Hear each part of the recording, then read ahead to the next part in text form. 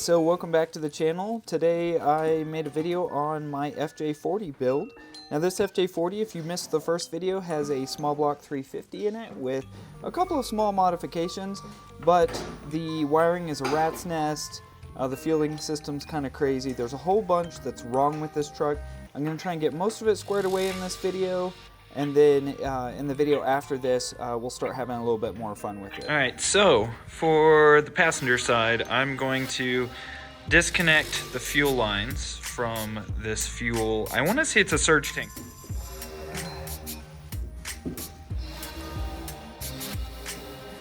Now I'm going to pull all the plug wires and spark plugs out of the passenger side of the small block 350 so that I can get the old headers out.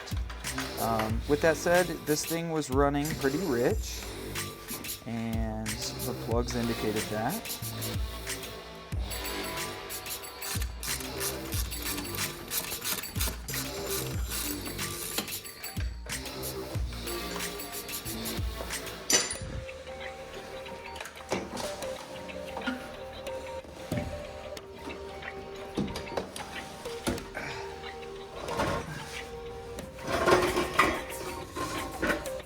Definitely more great welds. I mean, honestly, this side's nowhere near as bad as the other side was. Not even close.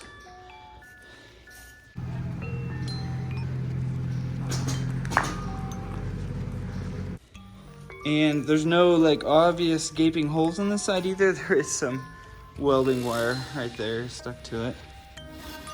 And instead of just an O2 sensor bung, it looks like they cut one out from another exhaust, like a rectangular piece, and just kind of welded it in.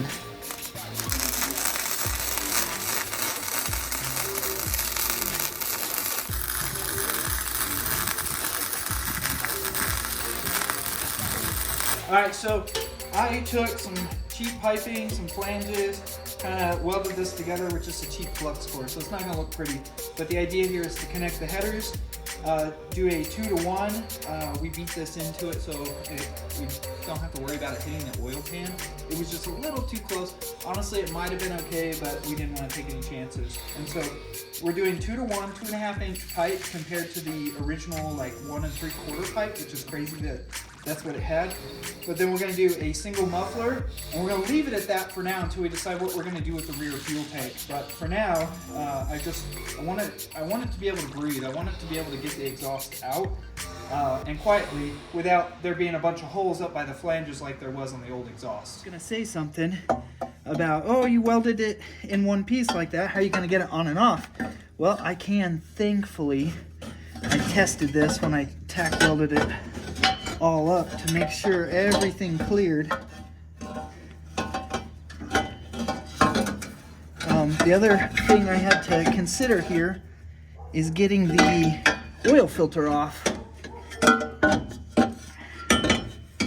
And yeah, so another thing I did is instead of running studs, I'm going to run bolts, but I am going to run some anti-seize on the bolts. I'm doing the high temp copper anti-seize. I'm going to go ahead and put a gasket in place.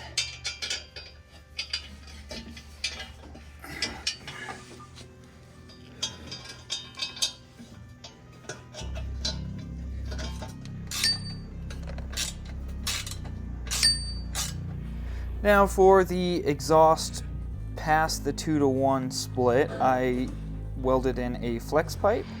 And what I've done is I'm making it run down the driver's side above the skid plate, so I'm going for max clearance underneath. I have 2 exhaust hangers that will mount to the underside of the body, and a single thrush welded muffler.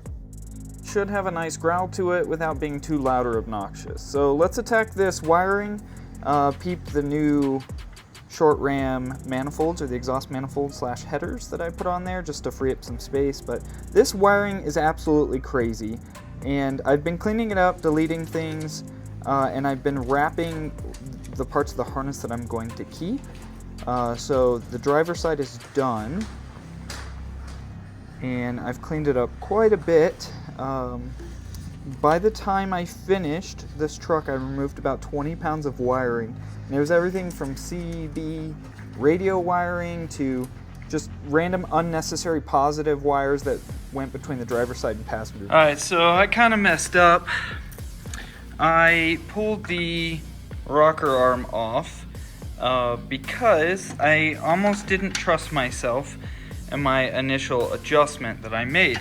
So I pulled the valve cover back off, pulled that rocker arm off, and I went ahead and I pulled the entire lifter out of this cylinder, and I messed up, and when I put it back in, I let go of it too soon, and it's not where it's supposed to be. In fact, it's falling down in there. And I tried to get it out with this magnet, which is just, you know, the magnet you can get at all the common auto parts stores. And that didn't work. So now I got it out. I had to go and find a teeny tiny magnet, and even then the head of this magnet barely fit through there. But I got it in there. I got everything adjusted. Should be good to go now. Shouldn't be very noisy. In fact, when I bought this truck, this rocker arm nut wasn't even tight, or like it wasn't even on. So this was just kind of flopping around in here, and I could hear it, and I knew something was up, and it might be part of the reason why I got this truck as cheap as I did. So I'm gonna throw my valve covers back on, and we're gonna see how she runs. The worst part about this is it's getting all over the exhaust, so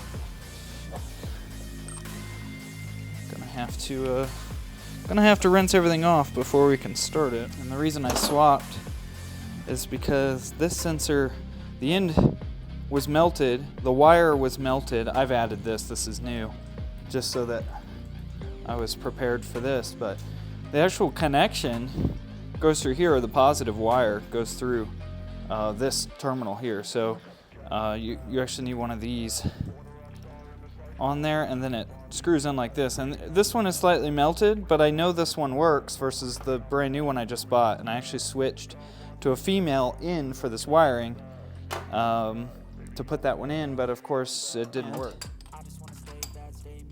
These threads are pretty healthy.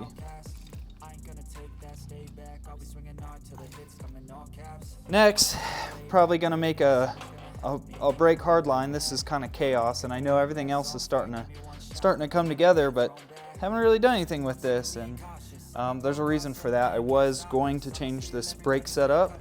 I'm having issues getting parts right now, so I'm just gonna do what I can while I can, and then focus on this once I get the parts to include this. I might go ahead and make a line for here just to keep things out of the way.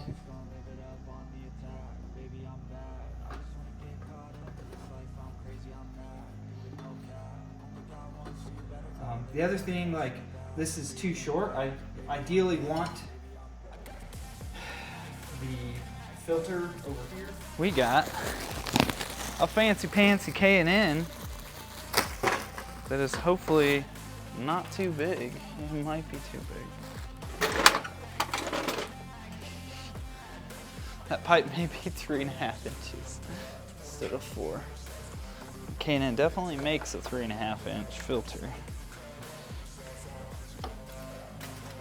Yep, 3.5. That's where we messed up. So this truck had 3 fan relays on it for some reason, and I couldn't get any of them to work. So this one that's over here on the firewall, I ended up removing and just replacing it with my own fan relay, and I got it to work, thankfully. Now this brake line on the driver's side was really bothering me, and this isn't a permanent solution. In fact, I've got some really nice new brake lines for this truck, but I'm gonna go ahead and replace this crazy self-bendable, unkinkable line that came on the truck, and I went ahead and went with just an off-the-shelf O'Reilly's one that I bent to shape. You think it's gonna start? Yeah. You think so? Yep. So this was the first time starting the truck after redoing the wiring, and I was a little paranoid it wasn't gonna start. Put the pump on. One's at 60 and then one's above 3. Okay. Alright, we're gonna try and start it. Make sure it's in neutral. Working great. Hell yeah.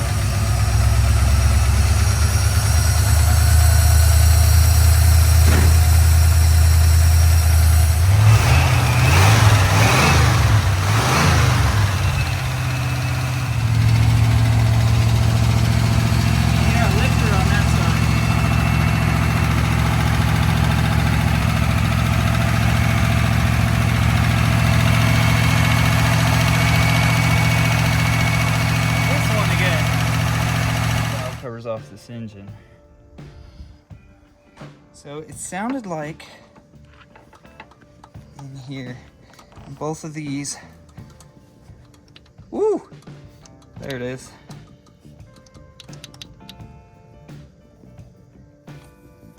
And this should keep these from loosening up. And I had them set about where they needed to be. And see, I don't think, okay, so the back 2 cylinders are in,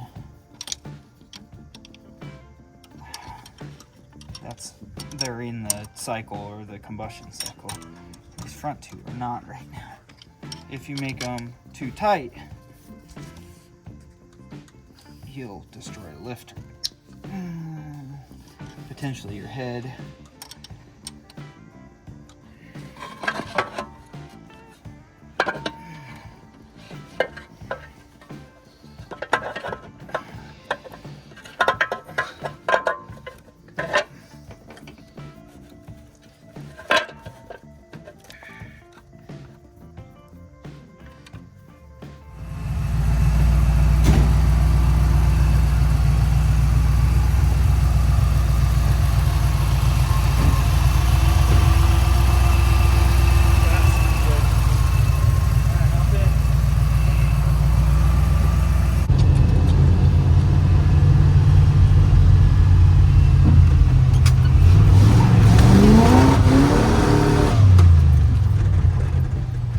What the fuck?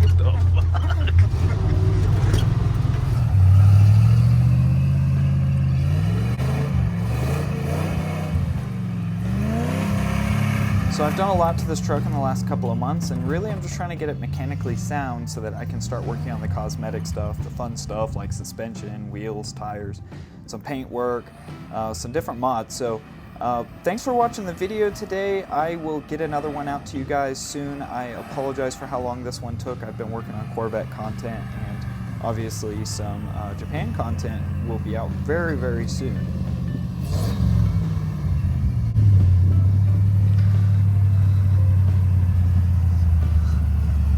I think it needs a turbo. That's turbo.